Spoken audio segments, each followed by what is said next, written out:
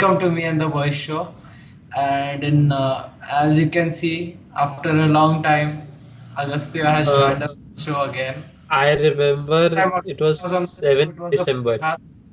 Yeah, 7th December was the last time I was here, and then you made one episode with your friend, then you made two on your own, and now I'm back. so Agastya, how do you feel coming back on the podcast? Uh, As small reminder that nothing much has changed. We still get there's around nothing. 20 30 views per show, but 20 we have 4K subscribers have changed. subscribers. Hmm. How many? That's 27, right? If I'm not wrong. Yeah, 27 subscribers. Thank you for subscribing. Okay, it really means a lot. At least like Uh, so our topic for today is this budget. Hopefully this won't be a long video because we won't be expressing our own opinions on it. But because once we start expressing our own opinions, then it'll take a it lot would of time, and then our like dislike ratio will. 15 dislikes, 14 likes. That Uh, was for Arnab Goswami video. So in this video, what we'll do is that we'll just briefly discuss the budget. So the first thing, so I'd like to start first that the first thing which this budget has specifically focused on is the healthcare. So the budget for healthcare is 2.23 lakh crore rupees, and this is 137% higher than last year's budget, which was around 94,000 crore. And in this 2.23 lakh crore, separately 35,000 crore has been embarked for COVID-19. I mean, this so far is so good. I mean, this was actually very necessary. Under this, support will also be given to develop 17,788 rural and 11,024 urban health and wellness centers, and it will also set up health labs in all districts and 3,382 block public health units in 11 states. And this scheme will also help setting up a national institution for One Health, which is a regional research platform for WHO Southeast Asia region, 9 biosafety level 3 laboratories, and 4 regional national institutes for virology. So How that's it for. so Uh, that's it for healthcare, and I think just okay. Should we give our opinions or not? Because मग खूप मोठं होईल. Hope motor will, that's So what. according to me, this So the next topic is actually on the fiscal deficit. So for anyone who is not familiar with what is a fiscal deficit, it's a situation when the government's expenditure exceeds its revenues. So the government has pegged the fiscal deficit for the year to be 9.5% of the GDP. This was for the 2020 to 2021 budget, and this happened because of low revenues of the government and increased expenditure on social welfare schemes because of COVID-19, of course. And the government predicts that the fiscal year for the year 2021 to 2022 will be 6.8% of the GDP, and they actually say that the deficit will fall to 4.5% of the GDP by the fiscal year 2026. so is it like good that the Of course, percentage it's of good. Of course, it's good that the fiscal deficit is falling because that means you're borrowing. But I but mean, yeah, I there is just one. have a question that why is this fiscal deficit measured in terms of GDP? Like, Yeah, like they're just showing the extent of it. That's all really. Mhm. And so, like, if you studied Keynesian economics, basically, like for a nation like India, it's recommended that a higher fiscal deficit is good because it puts more money into the economy and it can grow that way because of increased demand. But I mean, again, borrowing, it has its pros and cons. We're just letting you know what it is. Yeah. So then the third point I'd like to mention is the third, or I haven't kept a track of the points, but the next main point is that senior citizens above 75 years of age having only pension and slash or interest income, they are exempt from income tax returns. And why 75? Why only 75 years? Because you are currently in the 75th year of independence. So I mean, this is kind of a relief for the senior citizens of our country. But yeah, I mean, there is nothing much to said about like this is a like there is nothing much to be said about this point. Yeah, good. That's all I got more information.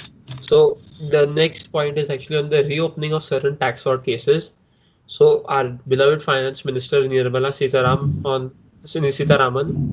reduced the time limit for reopening of income tax assessment cases to 3 years from the 6 years that used to exist. And for serious tax fraud cases where concealment of income is rupees 50 lakh or more, it would be 10 years. Okay, so what are your views on this in brief? Just Yeah, I mean, yeah, look, I really don't study tax frauds of the nation. So, yeah, I mean, I guess they could make some improvement, but that's really it. Look, thing is that the judicial process is slow, so I don't know if 10 years is suitable or not. Mhm. So, we leave you guys to form your own opinions on this and let us know in the comments. The next main point is custom duty and about custom duty. So custom duty on some parts of mobile phones or gadgets has been raised to 2.5%. Earlier it was zero, and for mobile phones as well as chargers and other equipment such as power banks, etc. Mainly the reason why they are doing this is because they want to promote a Make in India campaign. I think this will definitely help encouraging mm, like this will also help encourage other companies to set up their own industries in India, because ultimately what will happen is that if they rely on this custom duty thing, they are increasing their costs for no reason. Instead, they can just establish industries and then supply worldwide. So I think, yeah, that's it. That's great. Yeah. So our next topic is on the allocation of funds for MSMEs. So MSMEs are micro, small, and medium industries or enterprises, and they are classified on the basis of the capital invested. So the investment limits are to be classified as a small industry in this category is 10 crore for manufacturing and 2 crore for services. So the union budget for this year has earmarked an allocation of rupees 15,700 crore for the Ministry of Micro, Small and Medium Enterprises. In comparison, this sector was previously allocated just 7,572 crore. So, as a result of this pandemic and the lockdown that has followed, the sector has been faced with a massive liquidity and supply crunch, shortage of labor, and non-payment of dues, mainly because certain small industries just cannot go online like the big tech corporations. And also, the government has announced a 3 lakh crore emergency credit line guarantee scheme for these MSMEs under the Atmanirbhar Abhiyan package in order to mitigate the stress caused by this lockdown. And this scheme was originally valid only till October, but the finance minister has extended it to November, and and now the deadline is until the 21st of March of this year. So, yeah, I mean, sounds good to me, really, because they have increased the expenditure on this. Okay, so the last point we have for today is that is a very special or sorry. So the last point we have for today is that this census was the first census to be conducted digitally.